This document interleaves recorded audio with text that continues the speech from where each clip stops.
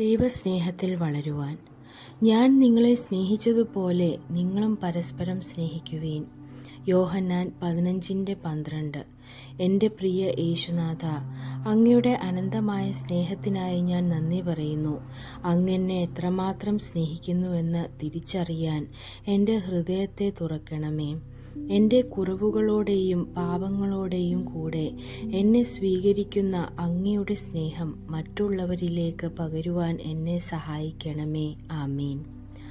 ദൈവസ്നേഹത്തിൻ്റെ ആഴവും അത് നമ്മുടെ ജീവിതത്തിൽ പ്രാവർത്തികമാകേണ്ടതിൻ്റെ ആവശ്യകതയുമാണ് ഈ വചനം നമ്മെ ഓർമ്മിപ്പിക്കുന്നത്.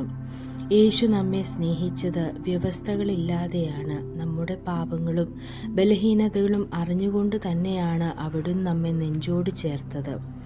ഈ ദിവ്യസ്നേഹം വെറുതെ സ്വീകരിക്കുക മാത്രമല്ല, അത് മറ്റുള്ളവരിലേക്ക് പങ്കുവയ്ക്കുക കൂടി ചെയ്യുമ്പോഴാണ് ഒരു ക്രിസ്തീയ ജീവിതം പൂർണ്ണമാകുന്നത്. സ്നേഹിക്കുക എന്നത് ഒരു തിരഞ്ഞെടുപ്പാണ്. നമ്മെ വേദനിപ്പിക്കുന്നവരെയും നമ്മിൽ നിന്ന് അകന്നു നിൽക്കുന്നവരെയും യേശു കാണിച്ചു തന്ന മാതൃകയിൽ സ്നേഹിക്കാൻ നമുക്ക് സാധിക്കണം. അതിനായി ആദ്യം ദൈവത്തിൻ്റെ സ്നേഹം നമ്മുടെ ഹൃദയങ്ങളിൽ നിറയേണ്ടതുണ്ട്.